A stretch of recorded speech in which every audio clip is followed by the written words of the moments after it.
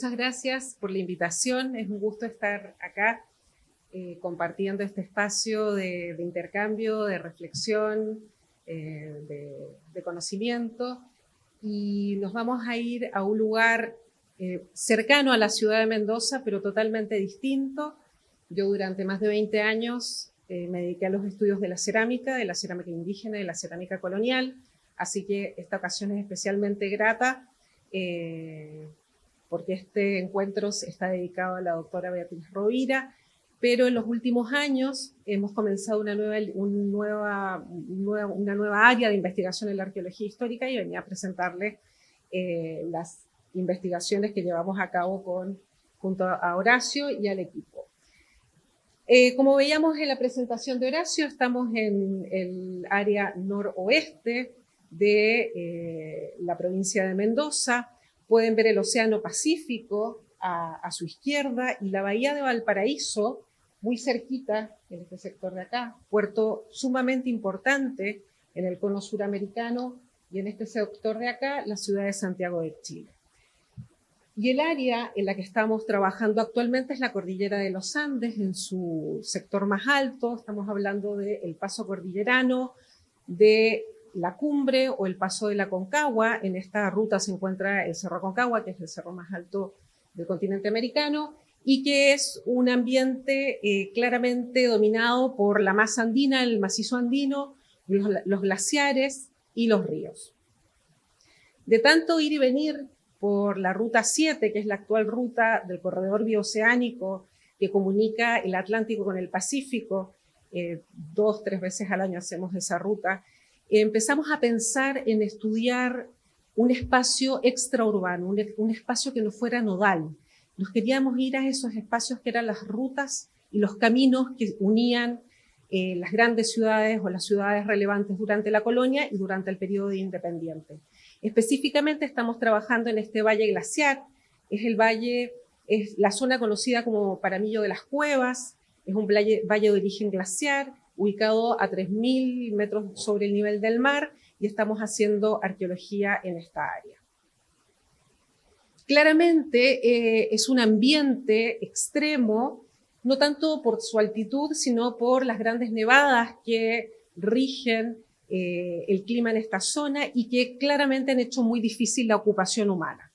Existe una gran acumulación de nieve en los valles intermontanos, en estos valles glaciares, durante todo el año, y quedan despejados más o menos entre los meses de abril y noviembre para poder realizar el tránsito terrestre.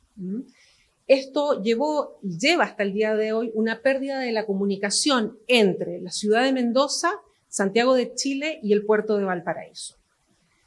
Estas ocupaciones humanas durante tiempos prehispánicos se realizaban claramente durante el verano, tanto como lugar de paso, de conexión entre la vertiente oriental y occidental de la cordillera de los Andes, como para la explotación de los recursos minerales y de la fauna que pastaba en esos lugares durante los meses de verano en las vegas de altura.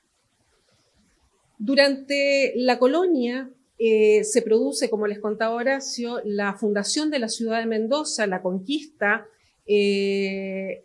a mediados del siglo XVI, y el primer paso conocido durante el periodo de conquista es el que realiza Francisco de Villagra por ahí por el año 1561, y a partir de este cruce desde Chile se funda la ciudad de Mendoza en el año 1561, básicamente centrado en la explotación de los recursos, en la apropiación de la tierra y en la apropiación de la mano de obra de la población originaria local.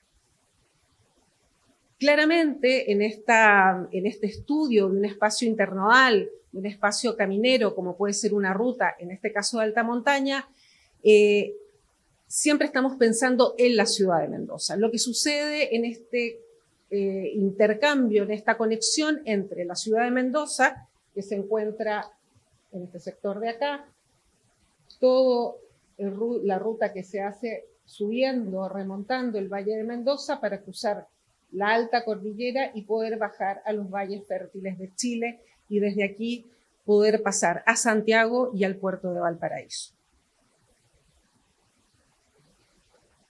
Claramente, en un área tan difícil y tan compleja, el tema de los caminos es un tema extremadamente sensible.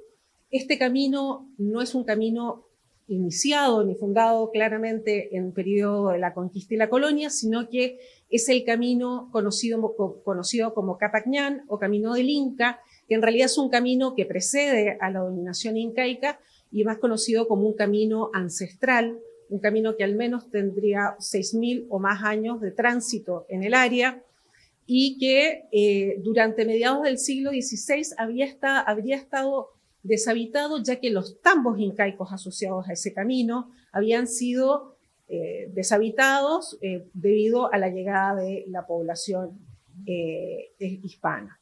En ese punto amarillo tenemos a la ciudad de Mendoza, y el gran problema de la fundación y posterior a la fundación de la conexión de la ciudad de Mendoza era el paso, atravesar la gran cordillera nevada por el paso de la Cumbre o el paso de la Concagua. Este paso está a 3.885 metros sobre el nivel del mar. Acá podemos ver una imagen que sube a ese paso. En ese paso actualmente se encuentra el Cristo Redentor, en un lugar que marca la frontera entre Chile y Argentina, y claramente los caminos en estos espacios extremos son realmente fundamentales. Como podemos ver acá, un ejemplo,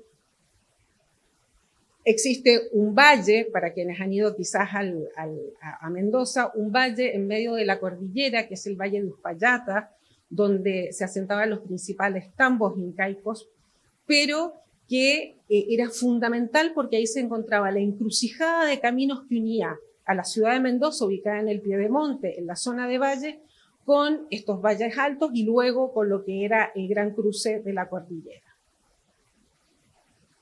¿Qué sucede? Estos caminos coloniales, desde la segunda mitad del siglo XVIII y a partir de las reformas borbónicas, el reglamento del correo mensual y el libre tráfico comercial que se establece en la segunda mitad del siglo XVIII, estos caminos materializan los ideales ilustrados y la relevancia geopolítica que permitió reposicionar a España como una potencia internacional. En este contexto, Ambrosio Higgins, que terminó siendo virrey del Perú, en ese momento era ayudante de un ingeniero, hizo un relevamiento de los caminos de montaña en la segunda mitad del siglo XVIII y envía al gobernador de Chile un documento en el que informa para hacer transitable el paso de la cordillera. A partir de este momento, de 1765, empieza todo un proceso de mejoramiento del camino del paso de la cordillera de los Andes en esta altitud y la construcción de casas, hoy conocidas como casuchas del rey, para hacer transitable la cordillera durante todo el año, especialmente para dar fluidez a las comunicaciones a través del correo real. Acá tenemos la imagen de la casucha que estamos trabajando en ese valle glaciar que les mostraba en un principio. Es una casa, estas casas fueron construidas entre 1780 y 1795 aproximadamente, y solamente quedan 3, 4 casuchas de estas en pie.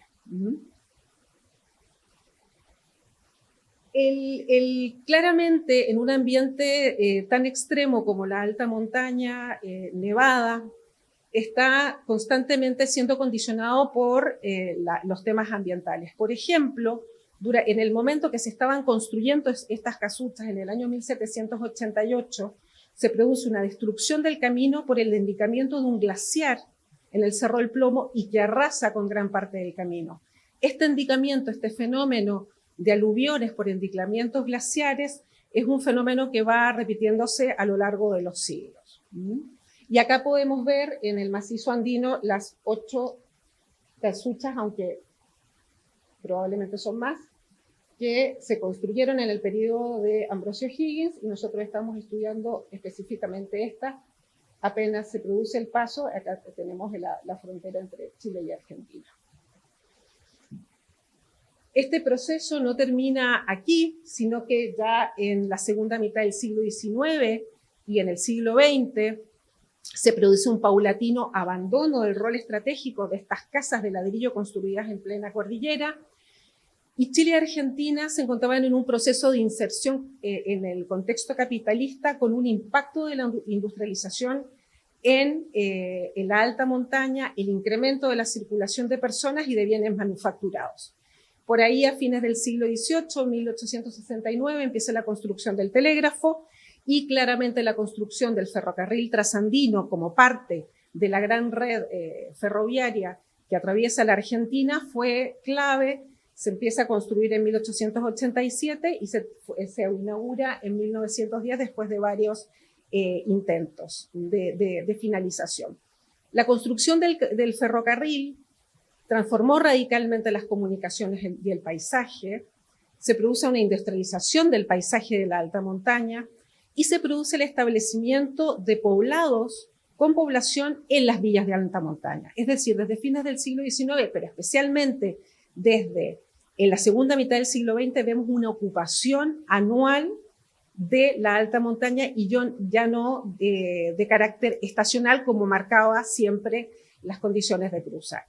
Por ejemplo, en esta imagen tenemos el ferrocarril, parte del ferrocarril en construcción en el Valle de Uspallata, que es este valle que les mencionaba que queda en medio de la montaña, con las características casas del ferrocarril y los materiales y la población, tanto viajeros como población que se empezó a asentar en la alta montaña de Mendoza, y esta forma de cruzar la cordillera empieza a quedar relegada. El arrieraje, el paso de grandes recuas de mulas por la cordillera de los Andes que unían y llevaban los bienes entre ambas vertientes cordilleranas, empieza a ser dejado de lado y se pone en funcionamiento el ferrocarril y posteriormente la construcción de la Ruta 7. Esta casucha, la casucha del Juncalillo, es la única casucha que queda en pie del lado chileno. Es la parte más baja antes de la trepada grande que está para ingresar a la zona del cruce desde Chile hacia Argentina. Bueno, ¿qué hemos podido hacer desde la arqueología? El año 2020 nos adjudicamos un primer proyecto financiado por la Universidad Nacional de Cuyo para poder abordar la problemática de la arqueología histórica en alta montaña. Luego pudimos insertar nuestras investigaciones en el instituto en el cual yo trabajo en el Instituto Argentino de Nivología, Glaciología y Ciencias Ambientales, muy orientado a las ciencias, a las disciplinas relacionadas con el cambio climático, y con estos fondos y estos apoyos pudimos empezar a hacer el año 2020 nuestras primeras investigaciones. Actualmente nos hemos adjudicado un proyecto de CONICET, hace 2 meses nos enteramos y esperamos que podamos contar con esos fondos para seguir con nuestras investigaciones. Claramente, estas imágenes como la de Mauricio Rugenda o la foto de Cristano Jr. son estas imágenes evocadoras que para quienes trabajamos en arqueología histórica siempre están presentes y nos permiten reflexionar y nos permiten trabajar sobre nuestras hipótesis. Un aspecto muy interesante es que este cerro, lleno de glaciares, el año 1835 actualmente está despojado de glaciares. Ya vamos a ver un poco de eso. Nuestros trabajos en la casucha, pudimos hacer 3 campañas, porque el año 2021 por pandemia no pudimos subir.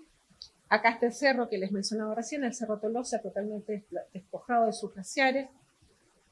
Y hicimos un trabajo bastante intensivo. Actualmente estamos trabajando en el reglamento arquitectónico para análisis de la morfología y la arquitectura, pero también para tener un insumo para poder brindar para estudios de conservación y restauración, por ejemplo, obtener imágenes de detalle de la techumbre. Este trabajo lo hacemos con gente del instituto donde yo trabajo, Andrés Lovecchio, que es un doctor en geografía que está haciendo todo el trabajo con dron y fotogrametría. Y pudimos excavar el sector de corrales. Acá está nuestro centinela, el Cerro Tolosa. Trabajos en un gran basural de botellas de vidrio del siglo XIX y del siglo XX que manifiestan este consumo de alcohol durante este tiempo en este lugar alto. Cuando se hacía el paso y la cordillera solo se ocupaba durante los meses de verano. Y nuestro sector estrella dentro de nuestras investigaciones, que es este alero que se da, que está debajo de este bloque rocoso al noroeste de la casucha. Es acá donde se producían las ocupaciones humanas. una forma de habitar el espacio de la alta cordillera y de la precordillera ancestral. La ocupación de abrigos rocosos que permiten capear el frío, capear el viento y poder pasar los días y las noches en este sector. Acá tenemos un detalle de las excavaciones. Esta es una foto de la campaña del 2022, después ampliamos bastante en el 2023, y podemos ver, por ejemplo, en los primeros niveles como la evidencia de los materiales del siglo XIX y XX son constantes, son muy abundantes, y lo que andábamos buscando en estos sitios de altura, en estos sitios de ambientes extremos, lo encontramos de forma muy mezquina, que es la evidencia colonial. No encontramos, teníamos mucha ilusión de encontrar mayólica en sitios de alta montaña y hasta el momento no hemos encontrado, solamente estas rojas pulidas muy finas que son características de la producción chilena y que se intercambiaba entre Santiago de Chile y Mendoza en los primeros siglos coloniales. Claramente, esa cerámica es el único fragmento con la estructura. Hasta el momento son de las pocas evidencias que tenemos de los primeros años, de los primeros siglos de la colonia. Claramente, el registro del siglo XIX y de principios del siglo XX es el registro más fuerte, es muy denso y que está mostrando esta ocupación del espacio en un nuevo contexto de industrialización del paisaje y de incorporación de Mendoza en un sistema global. Pudimos lograr nuestra primera publicación el año pasado y ahí analizamos esto claramente. ¿Qué estaba pasando en el siglo XIX y a principios del siglo XX en alta montaña? Claramente, las casuchas están construidas en espacios que han sido constantemente ocupados. Este lugar tiene ocupaciones prehispánicas y son ocupados, se encuentran en las morenas glaciares, es decir, estos montecitos que van dejando los glaciares a medida que se van moviendo, pero no solamente fueron ocupados en el siglo XVIII, sino que tienen una alta ocupación en el siglo XIX y XX. Nuestra idea, y que es la que hemos publicado, es que durante la construcción del ferrocarril trasandino, estos lugares siguieron siendo ocupados por personas que fueron maltratadas por los capataces, que fueron abandonadas en la alta montaña. Hay un número de más de 1.200 personas trabajando solo en la excavación del túnel internacional, cuando no existían ni villas ni montañas de alta cordillera. ¿Dónde pernoctaban? ¿Dónde vivían los trabajadores del ferrocarril trasandino? Claramente estaban viviendo en los aleros que se forman debajo de las rocas y estaban tratando de subsistir en estas condiciones. En el año 2023, a pocos 300 metros de la casucha, encontramos unas ruinas. Estamos en proceso de estudio, de investigación de lo que pasa acá. Acá pueden ver, por acá va la ruta 7, que es la ruta que uno puede trazar cuando no hay nieve para ir a Chile. Empezamos con estas investigaciones, básicamente con prospección y recolección intensiva de elementos superficiales. Es una construcción que entendemos que es del siglo XIX, siglo XX. En un primer momento pensábamos que estaba asociada a la construcción del a la implantación del telégrafo, pero también manejamos la hipótesis que puede estar asociado con la explotación minera que existe en el área. Acá tenemos material de grés, pero en grandes cantidades, cosa que no es muy común en los sitios arqueológicos de alta montaña. También estamos haciendo el trabajo con fotogrametría para poder relevar esta arquitectura vernácula de la cual no teníamos mucho conocimiento. Este año incorporamos a nuestro proyecto el trabajo en un tambo incaico que quedó fuera del Capacñán, de la protección de la UNESCO, que se le da al camino vial incaico el año 2014, porque había sido reocupado y había sido reconstruido en el siglo XX para la construcción del ferrocarril. Claramente que para los objetivos de nuestra investigación es un lugar clave. Como un sitio incaico, claramente en lugares que son especialmente en este valle glaciar que es tan difícil el asentamiento, donde hay aluviones, estos lugares siguen siendo reocupados a través de los siglos. Acá atrás podemos ver, pasa uno de los puentes donde pasaba el tren trasandino, cruzando ahí el río Mendoza, y acá abajo no se ve, hay una infraestructura ligada al ferrocarril. Estamos también haciendo algunos trabajos con un becario doctoral, con Sebastián Silvestri, haciendo el relevamiento topográfico y arquitectónico de este sector. Ahí pueden ver algunas de las estructuras, estas son las que están mayormente afectadas por las ocupaciones del siglo XX, pero las estructuras ligadas a las ocupaciones incaicas. Este sitio es muy interesante porque uno de los viajeros menciona que si bien se conoce que el lugar de Tambillitos había sido un lugar ocupado por la población indígena, especialmente por la población, construido por la población incaica, era usado para trasladar a población esclavizada y poder tenerlas ahí durante el cruce de la cordillera.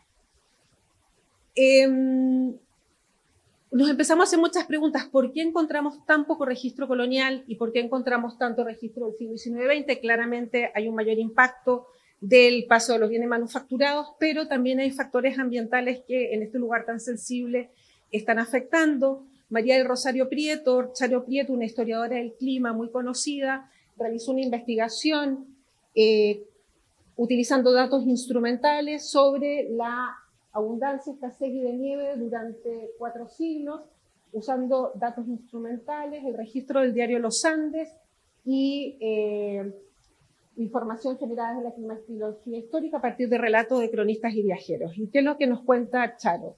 Básicamente que en los siglos XVI y XVII se registra la presencia de una pequeña edad de hielo que se había registrado en tiempos más tempranos y extendidos en el hemisferio norte, se registra en el hemisferio sur desde la información dendrocronológica y desde la investigación de glaciares, pero que estaba dando cuenta de que dificultó este periodo el paso cordillerano debido al descenso importante de la temperatura en el verano, mayor precipitación nibia, un avance de los glaciares, y existen muchas evidencias que hablan de una variabilidad anual y muy pocos meses de habilitación del paso, incluso en verano, con gran cantidad de nieve, que dificultaron durante el siglo XVI y el siglo XVII y parte del siglo XVIII el paso de la cordillera.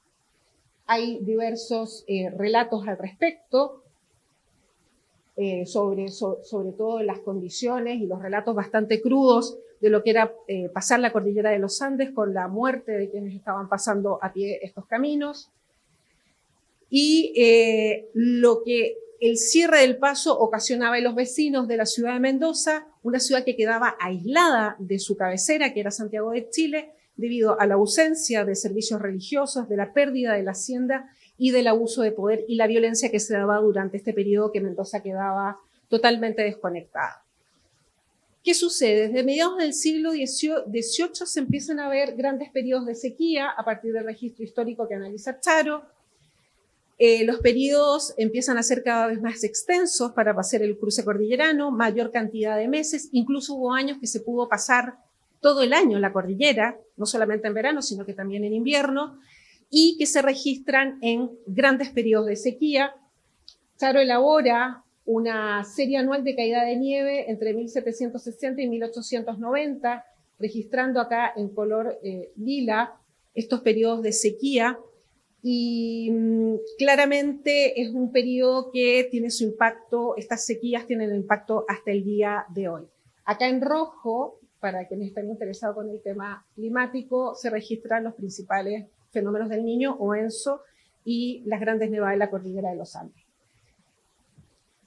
¿Qué pasa en el final del siglo XIX y siglo XX? Claramente el impacto del cambio climático en la cordillera se traduce básicamente en la retracción de los glaciares. Nuestros glaciares están desapareciendo en la alta montaña y en la desaparición o en la baja de los caudales de los ríos. Acá tenemos una imagen del cruce de la cordillera por el paso de Uspallata, por el paso de la cumbre, por ahí por el año 1930.